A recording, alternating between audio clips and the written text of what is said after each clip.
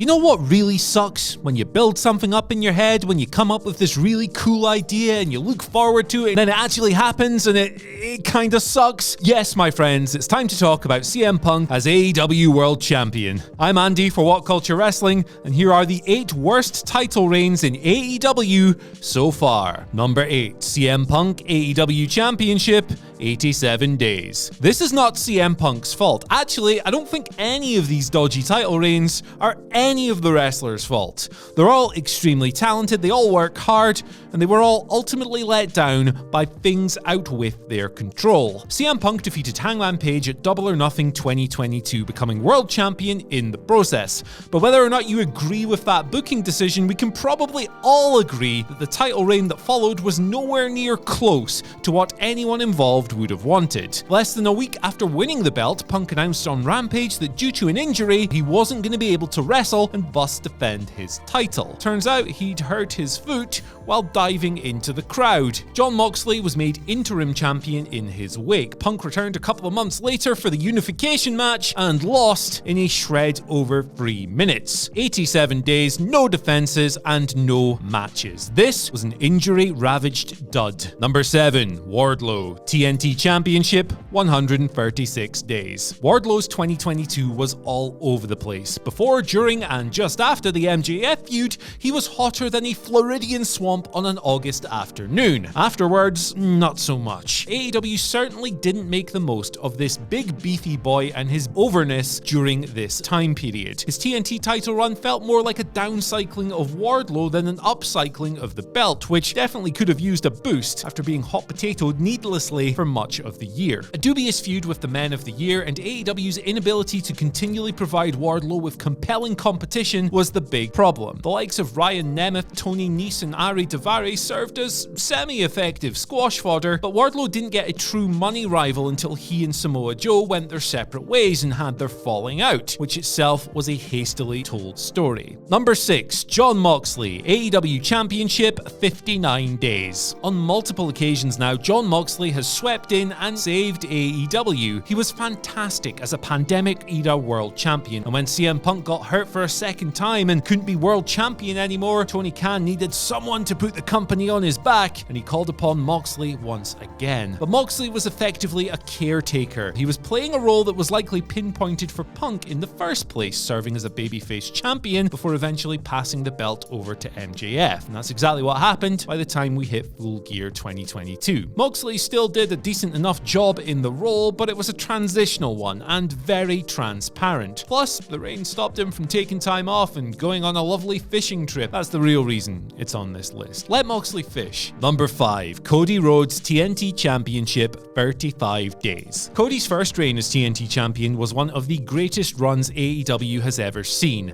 as the American Nightmare pumped out routinely great matches every single week against new faces and familiar ones alike. Ricky Starks and Eddie Kingston both made great starts to life in AEW as a result of facing Rhodes, but Cody's second and third runs just weren't of the same caliber, especially the third. Coming at the height of Cody's Chaos era, where audiences were turning on him almost wholesale, and in the middle of the aforementioned hot potatoing period as well, the reign admittedly closed on a fantastic ladder match with Sammy Guevara. But it was abundantly clear coming out of this run that Cody desperately needed something new, and as we'd soon learn, that something new was an entirely different company. Number 4, The Elite, AEW Trios Championship, 3 days.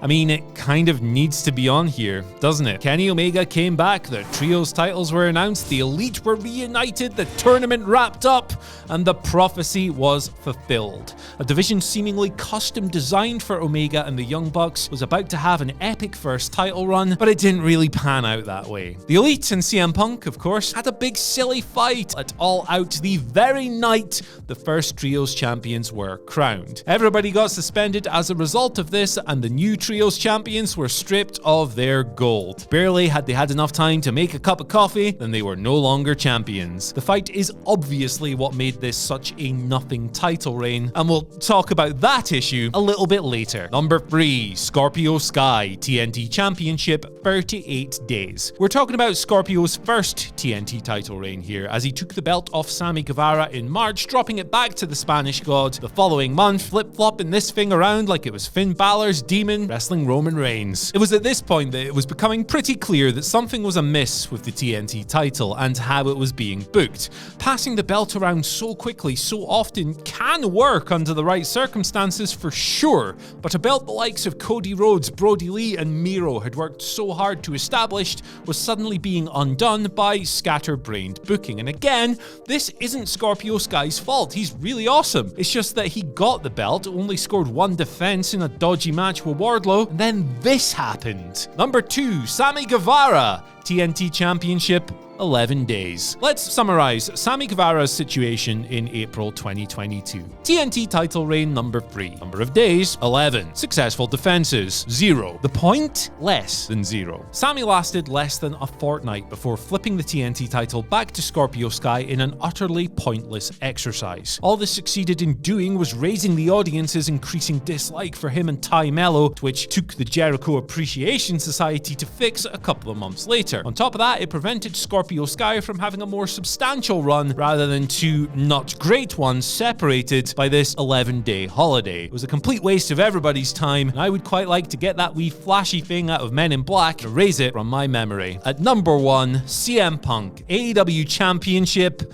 3 days. As if there could be any other choice for the number 1 spot on this list, CM Punk's second reign as AEW World Champion, like the Elite's first as Trios Champions, was barely a reign at all. Punk was stripped of his newly won prize before the sweat on its lever even had a chance to dry after All Out. The first step in the fallout from that infamous backstage brawl was to separate the champions from their championships. Everybody had their belts stripped. But this would have probably happened with Punk anyway. 44-year-old tore his triceps wrestling Jon Moxley in the All Out main event. I said at the start of this video that bad AEW title reigns aren't necessarily the fault of the wrestlers. Ultimately, this has to be true for Punk as well, given the injury. Even if he hadn't gotten into that fight, he would have been stripped of the belt regardless. But the symbolism of him sitting there at the press conference, spitting rage at the Elite, Hangman Page, and Colt Cabana, while his boss literally sat beside him and did nothing, is pretty damning. CM Punk is a phenomenal wrestler. I love his work and decided not to take sides in the weird online culture war between his fans and those of the Elite. At the end of the day, this was the most insane moment in AEW's short history. The world title, unfortunately, was dragged down by its weight. So that's our list, but which rotten AEW title runs have I forgotten about here?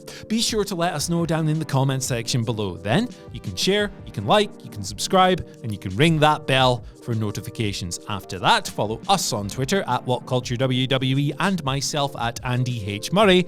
The H stands for hey, I actually really love CM Punk and wish he'd come back. Peace.